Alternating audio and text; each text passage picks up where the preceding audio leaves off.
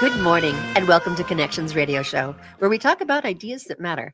I'm glad you've made the connection and are with us today. I'm Laurie Fitz, your host, and the goal of our show is to explore a wide range of topics that challenge us to see ourselves, our community, and the world around us in ways that get us thinking, get us connected, and perhaps inspired or challenged to do just a bit more because we've made the connection. Today, we continue our series on Jewish voices. And today's show will be featuring a movement group founded by Israeli expats here in the US who are standing up to save democracy and human rights in Israel. We're focusing on how ordinary citizens can come together and make a difference in the fight to preserve democracy, both here and in Israel. And we're grateful for the efforts of Kit Bix, our producer of the Jewish Voices series. And on our show, we have John Orenstein, who is J Street's co-chair of Minnesota. That's right. Thank you. Absolutely. Glad you're here. We've got David Myers, who is part of the leadership team of UnXeptable, and Ophir Gudelson, who is also the co-founder of UnXeptable. Welcome to all. Thank you for being here. Thank you so much for having us. Absolutely. Ophir, you have gotten this wonderful movement going. You're one of the co-founders. I understand you started this in July 2020. Tell me a little bit about your goals and your purposes of UnXeptable. Thank you so much for having us. Before we even start, I really want to say thank you for being here, but also want to say also that our hearts and our thoughts are right now with our family and friends and everyone who is in Israel right now, going in and out from bomb shelters. So we are thinking of them, and now we can kind of like start to talk about why we are so connected and what we are doing in UnXeptable. Powerful times. So UnXeptable actually started in 2020 during COVID, when we learned that there will be a that Benjamin Netanyahu is going to run for election as an indicted prime minister, and there was basically a group in Israel that was protesting, saying that it's going to be unacceptable to have an indicted prime minister. And that's kind of like how we got our name, and it started in a very simple way where I called people to come out to the bridge. If you remember, this was after the George Floyd and the BLM rallies here, and also in Israel there was election and Netanyahu won, and everyone was keeping distance, and still they went out for rallies, and Netanyahu, as part of his point of limiting the protests, he told people to not go away to Jerusalem to protest, but to stay very close to home, like 1,000 meters. So Israelis went to protest on the bridges near their towns. And we had an idea here that says like, well, we have like a little bridge called the Golden Gate Bridge, and we can probably find a spot there. It's open in the air, no problem of getting together. And that's how it started, and it then expanded very quickly. Like things happens between Israelis when someone hears something, someone is doing something through the Israeli media, then they reached out, and that's how UnXeptable started to spread nationwide to over 25 chapters. Well, as I read through some of your website, I was taken aback and moved by the recovery that you talk about from the years of divisiveness, the culture of corruption, fear, and the difficulties in being able to promote democracy and to hold on to the rule of law. Yeah, so our principles are very clear. I mean, our focus is really about being a big tent around saving Israeli democracy. And Israeli democracy is the definition of what we see in the Declaration of Independence that happened not too far away, less than 80 years ago. And the rule of law, when you have an indicted prime minister, as he himself said back at I think in 2008, when he was opposition leader to back then Prime Minister Olmert, that an indicted, even not indicted, just have suspicions around the prime minister, he will take the wrong decisions that will only be relevant to what is important for him personally and not for the good of the country. Mm. So this became the focus, but over time, this has expanded into much more, because we have seen once the new government launched in 2023 that they have much more appetite than just being just worried about democracy. They have the appetite to annex the West Bank, and they have the appetite to turn Israel to a more closer to a more messianic theocracy or Jewish fundamentalist theocracy. And that's where we understood that we have to bring also more people to the game, which were the Jewish community locally here, that understanding it will impact them. So bringing all voices together, yeah, and saving Israeli democracy. I also love that part of your goals are to have an inclusive movement that fosters kindness towards diverse communities. I think that's quite beautiful as well. Yeah, I mean, the one of the things that we learned over time is that first of all, I mean, like, there is many reasons why people would want save Israeli democracy. It can come from human rights. It can come from the reason of LGBTQ, the Arab citizens of Israel, inclusiveness. But also when you think about in general, I mean, the voices even here. I mean, some people believe that Israel needs to be saved in one way, and some people in another way. So the idea of big tent and inclusiveness was crucial to make sure that, again, not just Israelis are welcome, Israeli expats, but also Jewish American, not just Reform, but also conservative. So, and obviously, very, very important, it's for any Israeli, not just Jewish.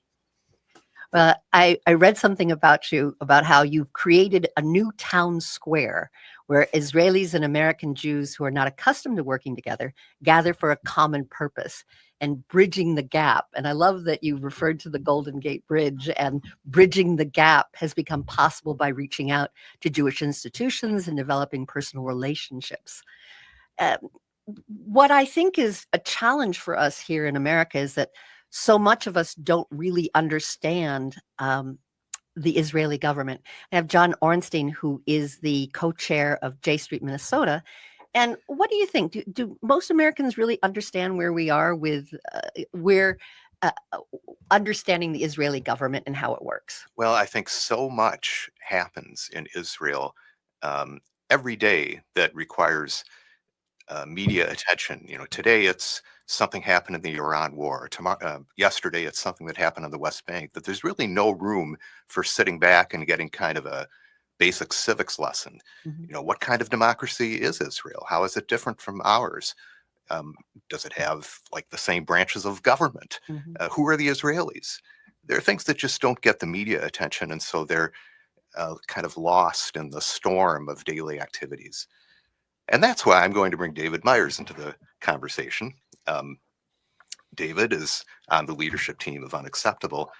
David, can you give us just this is asking a lot, I think, but kind of a quick civics lesson about Israeli democracy? The kinds of things I'm thinking of are, you know, what kind of democracy is it? Does it have the same branches of government that we have? Is the judiciary important in Israel the way it is in the United States? Sure. I will try to do all of that in a few sentences, and thank you for having me as well. Israel is a parliamentary democracy somewhat modeled on the British system, but with a single house, the Knesset, instead of two, with 120 members. The executive and legislative branches both emerge from the Knesset election. So there's not a separate election for the prime minister or certainly for the cabinet officers. The president is a figurehead, somewhat analogous to the monarch, let's say in a constitutional monarchy, who has rather limited powers, but a few very important ones, including what's in the news today, the power of the pardon. The judiciary is independent, or is supposed to be, and that's a lot of what we are fighting about and fighting for over the last 3 years. Sorry, did you want to ask a question? No, go ahead. You're doing great. Okay, it is a multi-party system, and so when elections are held, each party gets a number of seats or mandates, as we call them, out of the 120. And then the president, one of his important responsibilities is to assign one of the party's leaders to form a coalition. Usually it's the party that got the most votes. But just because a party gets the most votes does not necessarily mean that it has the ability to form a coalition. And sometimes one party will receive the opportunity to form a coalition and fail, and then a different party will get a chance. And we've seen that go back and forth in recent years, even several times. One really important fundamental thing about Israel is that there's not a constitution. As Ophir mentioned, we have a Declaration of Independence that stated the key principles at the founding of the state, but those are not embedded in a constitution that has the superiority of the Constitution in the US over laws. So it's relatively easy for the legislature to change laws. There are some things called basic laws, but it's not like the Constitution where it's very hard to change, and therefore kind of slows the role, if you will, of the legislature and the executive in changing laws as they want to. And in a way, it enhances the role of the judiciary, doesn't it? Yes and no. So there's been, much like in the US, it was, I think, close to 250 years ago, when the question of judicial review of laws came up in Marbury versus Madison, if I remember my civics. And here that conversation happened about 30 years ago, and there is judicial review of laws, but that's one of the things that is contested right now. Okay. One of the things that I just wanted to make sure I understand as well, you don't vote for a person, you're voting for your party. Is that correct? And then it's the party that makes the decisions of who then gets put in the various roles. That's absolutely correct. So when the parties arrive at elections, they have a list. So you know who is first in the party. The mechanism by which they determine that varies actually by party. Some of them have primaries that are fairly similar to what you would see in the US. In others, it's decided by some sort of central committee. Right now, one of the things that many of our allies are advocating for are that parties have what we call a zipper, meaning that if the first in the list is a male, and the second is female, the third is male, and so forth, to reach gender equality in the parties. And then there are parties with no women. So each has different mechanisms of selecting the list. And then if a party gets 10 mandates, 10 seats, the first 10 on their list will be members of the parliament. And let me ask you this, because Israel, its population, excluding the occupied territories for the moment, is something like 20% non-Jewish, is that right? Yes. That makes for a distribution of power that people outside of Israel might not expect. So in a government that relies on coalitions, Druze and Palestinians and other non-Jewish groups pull some weight, don't they? They do, and this is one of the key factors. I know Ophir will talk about more for this election and more for our efforts. There are a couple of parties, a number of parties that are traditionally Arab, and parentheses, just because they're Arab parties doesn't mean that Arabs have to vote for them. They can vote for whomever they wish, and other people, Jewish people, could vote for Arab parties. And for most of Israel's history, they have not been members of the coalition. There is an embedded political resistance, but not a legal resistance or barrier for them to be parts of coalitions. It did happen a couple of cycles ago under a Netanyahu government that one of the Arab parties was part of the coalition. I think we'll get deeper into it, but one of the sort of political arguments is, do you form a coalition with the Arab parties or try to just get them to sort of what they call support from the outside? So support one of the sides, but not be a member. Just to correct you, David, I mean, it wasn't under Netanyahu, it was under Bennett. Yeah. And which was a few years ago, right? Yeah, this was a few years ago, and that was probably the second time that a liberal Democrat coalition was relying on the Arab population, Arab parties' votes and it was first time in the Rabin coalition when in 93, and basically only 30 years later, 40 years, almost, I don't know, 30 years later, with the coalition of Bennett and Lapid. So out here in non-Israel land, we hear it's all about Bibi or not Bibi.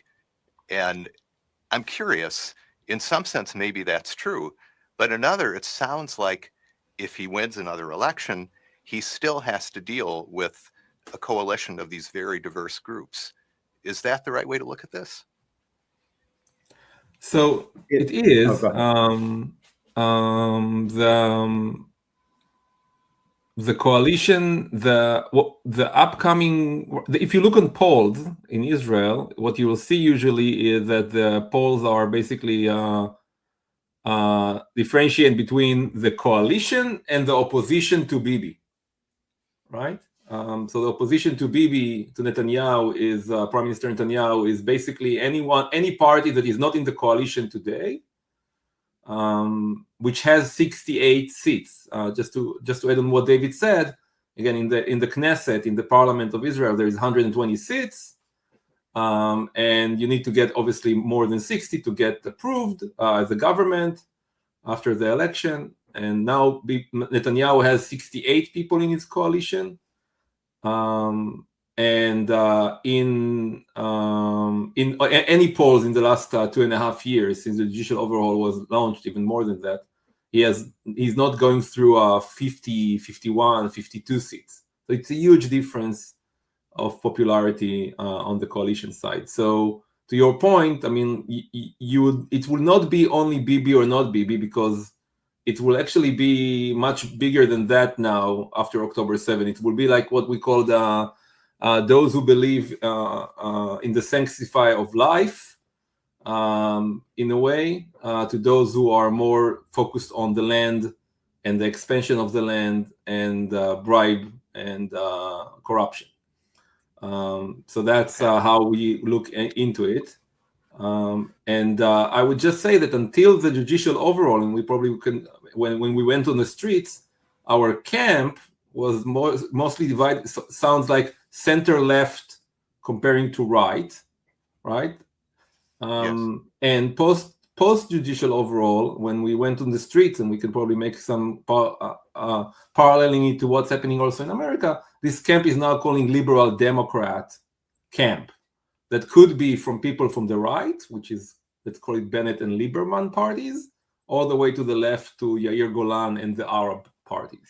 Well, thank you for giving Can us I just add one thing that Yes. just one foundational thing about the coalition that Netanyahu has put together and that forms his base and chances for re-election is that there are kind of three parts. There is his core, call it the right wing, mostly traditional, secular, or somewhat religious people. They're the ultra-Orthodox, who he keeps in his coalition through very specific sectoral interests of theirs that he serves.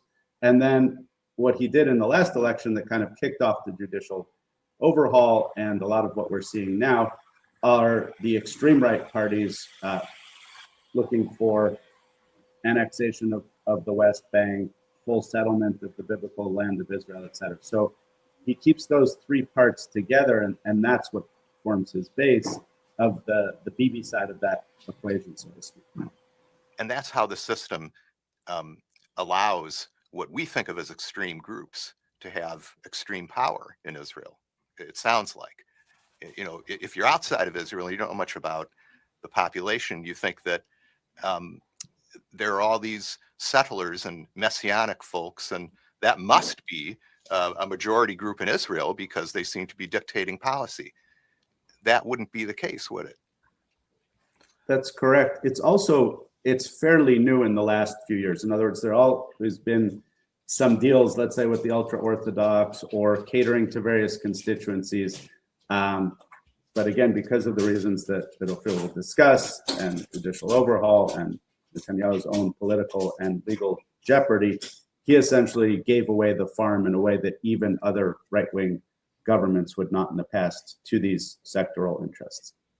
And with that, I'll have to have us go to our break. But I'm anxious to hear more about how this authoritarianism and the challenges that we're facing both here in Minnesota, our country, as well as in Israel.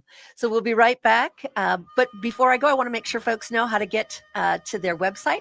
UnXeptable is UnXeptable.org, UnXeptable. And thank you for joining us on Connections Radio Show here on AM 950, the progressive voice of Minnesota. We'll be right back.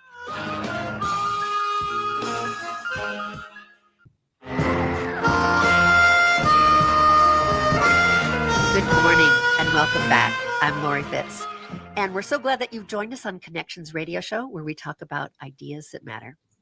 Today, we are continuing our series with the Jewish Voices, and we have been featuring a movement group founded by Israeli expats here in the U.S. who are standing up to save democracy and human rights in Israel. We're focusing on how ordinary citizens can come together and make a difference in the fight to preserve democracy, both here and in Israel. And we're grateful for the efforts of Kit Bix, who is our producer of the Jewish Voices series. For our show today, we have John Orenstein, who is the co-chair of J Street, Minnesota, David Myers, part of the leadership team of UnXeptable, and Ophir, who is a co-founder of UnXeptable, joining us. We were just talking about how the government works in Israel, some of the challenges in our last segment, and we started to talk about authoritarianism, John. Right.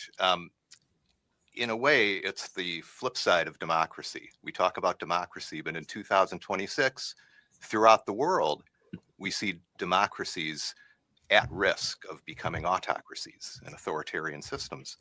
It seems that UnXeptable puts that concern at the core of their work, and that UnXeptable is vigorously opposed to the Netanyahu regime. Can you tell us more about that? What you see as the risks or the realities of authoritarianism in Israel today? So I would first want to add, for everything we've just said, that we are very, what we call pro-Israeli in that sense. That means that we are there to make sure, as we said, that we save Israel and Israeli democracy. And when you oppose, and many times when you think about opposing Netanyahu, you think that you are against Israel. So we just need to make sure and make clear that we do that. In that sense, when you fight against authoritarianism, I mean, again, similar to what's happening in America, right? When you fight against, it doesn't mean that you are against the country. And that's very, very important, because there are many reasons to believe that when you fight for, authoritarianism is a playbook that is being used in many, many different countries, from Hungary to Venezuela to obviously what we have seen in the early 30s in Europe and so on. But in Israel, but every place in different countries, it has different motivations, right? Why do you want to get there? In Israel, the motivation right now is a conjunction of three main reasons. One is there is a small group of settlers who live in the West Bank, who many of them was moved out. Some of them moved out from Gaza back in the disengagement, back in 2007, I think 2005, sorry. And they know that they don't have the majority in Israel, right, to do what they want to do, which is expanding the country, expanding the land, led by the idea of the whole land from Iran to all the way to Egypt was gave to Israelites back in the Bible time. So they have one motivation, and they know that it's impossible to do it with checks and balances of the court, right? It's just not possible, because one of the things that when you want to save Israel as Jewish and democratic is that you need to make a decision about 5 million Palestinians. Just to remind people, there is 10 million Israelis on the what we called in the in the outside of the West Bank.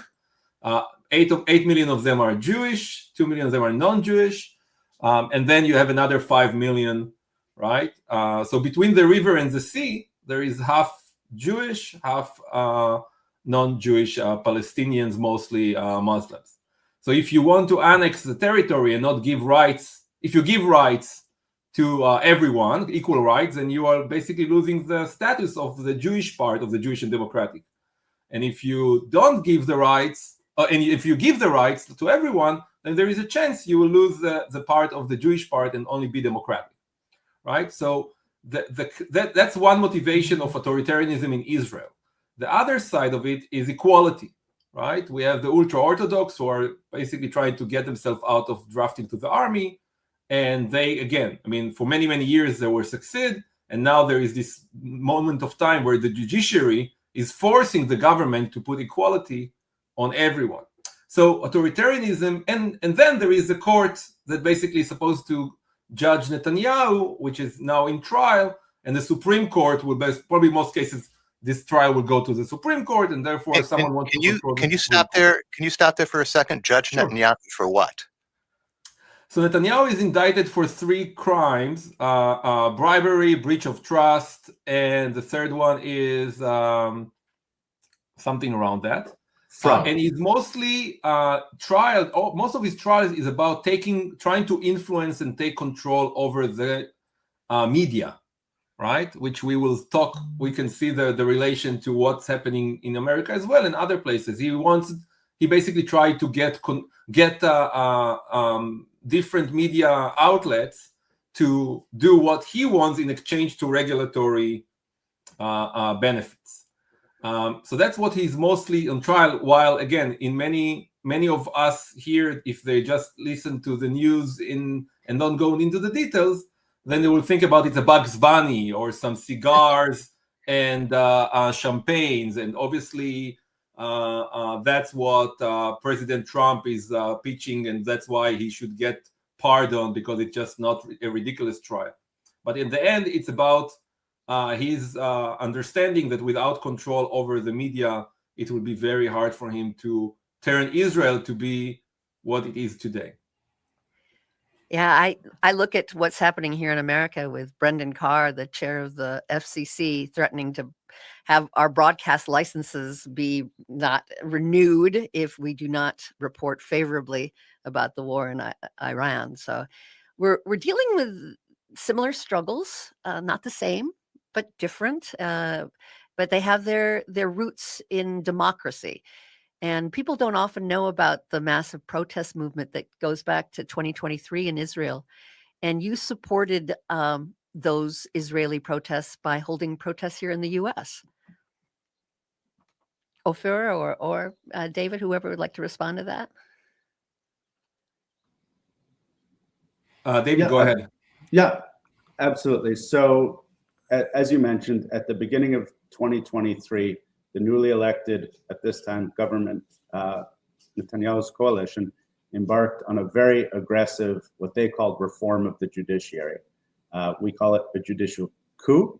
And it really meant to pull out many of these supports, if you will, of Israeli democracy. A groundswell of grassroots activism started, or I'd say exploded in Israel from some previous seeds from previous protests. And we joined here mostly to give them, as we say, a tailwind, to just let them know that they're supported. They were out there every week in the rain, every Saturday night protesting. One of the things they did, which I think is relevant here, is they reclaimed ownership over national symbols like the flags. You would see thousands and thousands of people out there with the Israeli flag protesting against the government and for democracy. And we wanted to get behind them. But what we also discovered is that we had a specific voice that mattered in that conversation. And UnXeptable grew very quickly to worldwide. So Israeli TV would show that around the world, Israelis and Jewish communities were also protesting against this judicial coup. And one of the areas specifically from the US, and even more specifically from where we sit in Silicon Valley, was what the impact would be on the so-called startup nation, on Israel's high-tech sector, because many of us here are part of that. People go back and forth. They're in Israeli-founded companies, but working in the US. And so it became not just kind of helping them and showing moral support, but actually having a voice in that conversation in Israel that enabled people to think about the costs to them, to their families, to society, if this judicial coup went through. And Ofer, you mentioned how similar you felt that the Minneapolis protests were to the Israeli protests. One of the key elements that we have seen is what we call the solidarity in those protests, and the idea that in many ways, before the judicial overhaul started, there was this notion that liberal Democrats in Israel are just fading away. We are not the majority. We are just kind of like becoming one of the what we call the center, and we don't have opinions, and so on and so on. And then this moment where Minister Levin, the justice minister, basically announced this judicial overhaul was kind of like igniting this local movement in Israel that basically went out every week, probably over 100,000 every week for 39 weeks, over and over again. I mean, like to what we might look at today here in America as the No Kings, but imagine that every weekend, every week from January to just the night before October 7th. And so this idea was actually, so if you think about it, when UnXeptable started, it was during the time where very much there was the BLM rallies as well in America, and you can think about the difference of those rallies comparing to the rallies against ICE in comparison, right? And that was kind of like what I see when I look at the difference between the rallies that we did in 2020 and the rallies and UnXeptable is not organizing those rallies in Israel. We are standing in solidarity with, and you can think about the standing in solidarity with. Imagine if something that happened in Minnesota after the shooting of Renee Good and John Pretty, and those solidarity rallies around the states, right? That came out, even though there were it happened in Minnesota. So these are really the way to look about it is solidarity, and the idea that Jewish American joined Israeli expats, right, in those solidarity rallies, in speaking on those rallies and so on, show basically how needed it was to get them invited to join those rallies. But rallies was just the beginning, because once the rally started, those community of liberal Jewish American with Israeli expats evolved to other things, right? And that are happening in different locations around North America, by the way, and also Australia and other places. And it's post October 7. I mean, it's changed a lot. It changed a lot because of the nature of what's happened in Israel, right? Mm-hmm. So the pro-democracy rallies in Israel groups, right, was changing gears to do any civic help they can in Israel, right? I mean, think about it as the part of the neighboring. I think that Tom Friedman was talking about. Yeah, right? The verb neighbor to neighboring, yes. Neighbor to neighboring, right? Yeah. I mean, like, again, in Israel, everyone was basically said, like, okay, we are putting aside all the disagreement we have about anything, just to make sure that everyone has shelter, everyone has what they need to go to defend Israel, and so on and so on. And so does that UnXeptable group did, I mean, post-October 7. And again, think about it, October 7 was basically Saturday in Israel, right? It happened Saturday morning in Israel. And on the same night, it's supposed to be the 40-week protest night for the judicial overhaul. That's how crazy it is. There was a segment on your website that I also was very moved by. The strength of a bridge is tested when the wind howls. Similarly, the bridges that Ofer and his team built among Israeli and Jewish communities and organizations around the world came under immense strain as October 7th upended life for all of them. So I look at that in terms of how it changed after October 7th, how the communities, though, that you built through that civil response continued to support each other and continued to find ways to uphold each other. And it's uphold each other, and then we had to uphold many more things, like again, like saving the hostages, and at some point later on, making sure that we know that saving the hostages is connected to ending the war. I mean, and we could, and the idea was that we could do all of that through the basic values of what we call liberal Zionism, right? I mean, like this is the founding fathers of Israel definition of like everyone has equality and everyone needs to be saved, and the sanctity of life is the most important thing. And that's what gave UnXeptable and others who joined us the ability to move the focus from saving Israeli democracy. I mean, I would say differently, redefining what's important right now under saving Israeli democracy, which was, again, was to save the hostages and end the war, and supporting Israel. And again, I mean, the voices of what we called, and we felt very strongly that being pro-Israeli, right, is what it's important to be a part of pro-Israeli is to save the hostages and bring home the hostages and save Israel from ending the war. Ending the war by saving.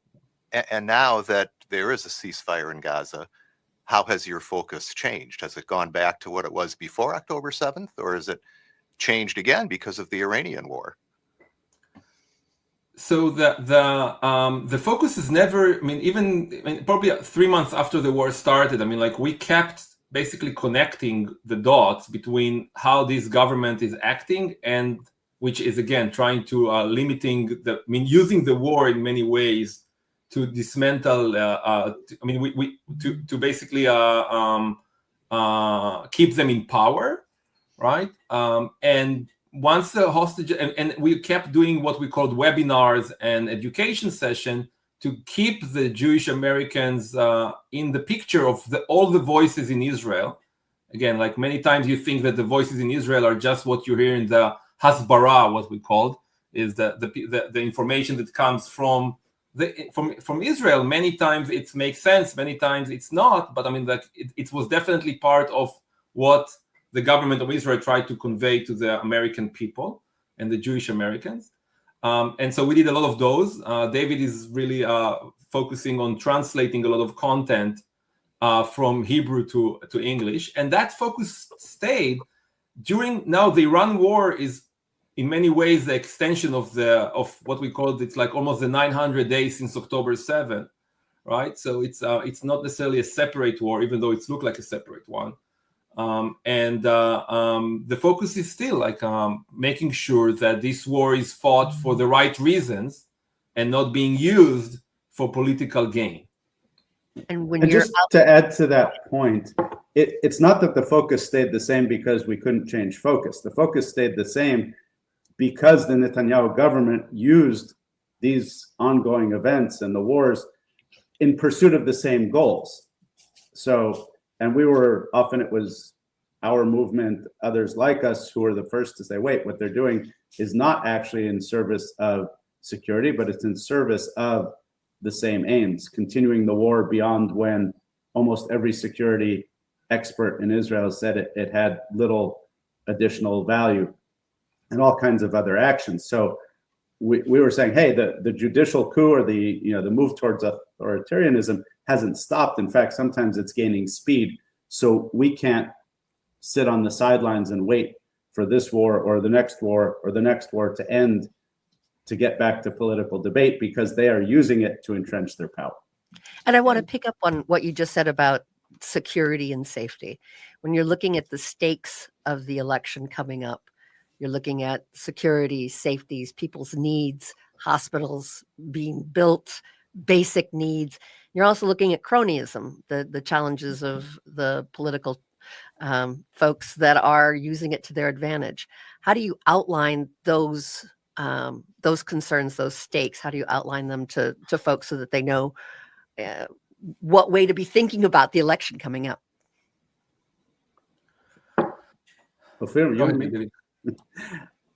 So security is always the number one issue in Israeli elections. And there have been candidates and parties who've tried to say before October 7th, well, we've moved beyond and it's cost of living and so on. And they were never really successful in that sense. But essentially what part of the effort of the continuing wars is to rack up a series of what the public will view as wins to kind of sweep away or push into the background the catastrophe of October 7th and the massive failure. Since October 7th, there has not been accountability. And so one of the big questions is, do we just look at what some of the public perceives as wins since then? Or do we get back to accountability for the greatest tragedy to befall Israel since its founding in 1948? So that is one of the big dividing lines. In traditional Israel, there would have been what we call a state commission of inquiry by now. And if it were like any other similar event in the past, the government would have been replaced. They hopefully would have resigned on their own, or they would have been forced out of power. The other big one you mentioned is what we call sharing the burden. This gets back to the coalition with the ultra-Orthodox, when a few yeshiva students were exempt from service so they could keep studying and the numbers were small. Nobody really cared. We're now talking about a huge percentage of the population that doesn't serve, and often as a result is less active, does not work in the economy. And that's becoming too much to bear, especially when the portion of the public that does serve is asked to do more and more, especially in the form of reserve duty. So I think those will be the issues. I don't know if you want to add anything to that, if I missed. And so again, I mean, it's all coming down to this notion that is kind of like separating many countries now. When you go to sliding to authoritarian, it's like the rule of law, right? I mean, like the idea that everyone agree on the same basics law concept of how do you choose government. I mean, like, and how do you make the elections, and what the checks and balances look like. And underneath that, I mean, like, we believe that, I mean, people will believe that security is coming through what David said. Like, when you have things that needs to be checked, then they're being checked and not being avoided. Like, again, so think about it as January 6th event, right? Some people still believe, even in America, that it didn't actually happen, or it wasn't an insurrectionist. It wasn't. So there is this divide between what we call pro-democracy and pro-authoritarianism, or whatever we want to call it. And so if you ask people in Israel, the divide will not be two-state solution or no two-state solution, right? That will not be the priority right now on this election, but it will be security. And if two-state solution brings security, then it makes sense. Yeah, and then to celebrate democracy through that as well. Yeah. I'm going to need to take a break for our supportive commercials. We'll be back after just a few short commercials and learning more about UnXeptable. Want to make sure that I give the website, UnXeptable.org, unacceptable.org. Fascinating conversation, and we'll be continuing it in just a little while. We'll be right back.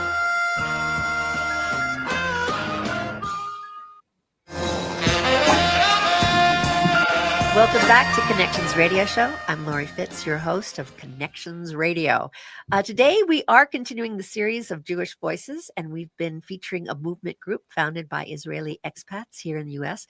who are standing up to save democracy and human rights in Israel. And we're focusing on how ordinary citizens can come together and make a difference in the fight to preserve democracy, both here in Israel. We're very grateful to the efforts of Kit Bix, our producer of Jewish Voices. And we've been in conversation with John Orenstein, who is the co-chair of J Street, Minnesota, David Myers, who is a leader in UnXeptable. We also have Ophir Gutterson, who is the co-founder of UnXeptable, joining us. With that, I know that we ended with sort of a cliffhanger question, and I'd love to have you continue that question, John. Yeah, thank you. We've heard a lot from Ophir and David about Israeli elections, why Israelis vote, whether there will be a change in leadership or not. But I want to ask sort of a provocative question from an American point of view, which is, what do we care if the end result is likely to be there's a different leader, but not that much change in the policies that Americans care about, which are West Bank settlement, Gaza peace, justice in the region toward Israelis and Palestinians alike. If those things aren't what's driving Israelis on their votes, what do we care how the election comes out? Sure, I can start with that. I think the simple answer, and we recognize that this set of issues is of great concern to the listeners and to many in the United States. And it may be disappointing that if you ask Israelis, well, how important is it to you that there be a Palestinian state, or do you approve a two-state solution? There's not huge enthusiasm. But when the same question is asked in the frame of resolving Israel's security problems and safety for them, it becomes something that is much more of interest.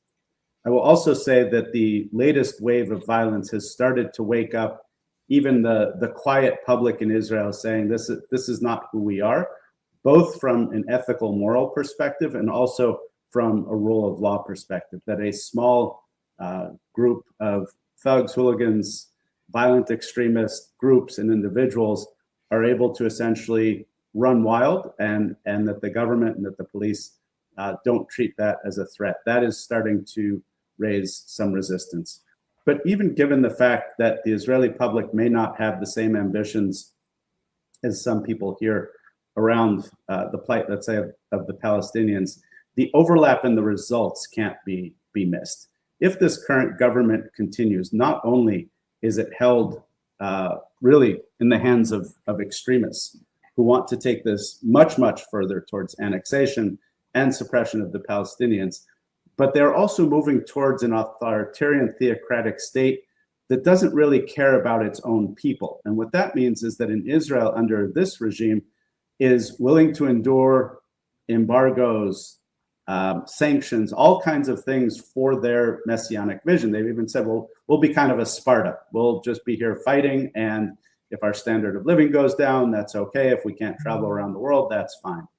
A liberal democratic government will not see things that way and is more susceptible to managing these competing interests of both what people would like territorially, politically, and Israel's place in the world. So it's of huge interest that Israel be a liberal democracy exactly for those goals that you mentioned.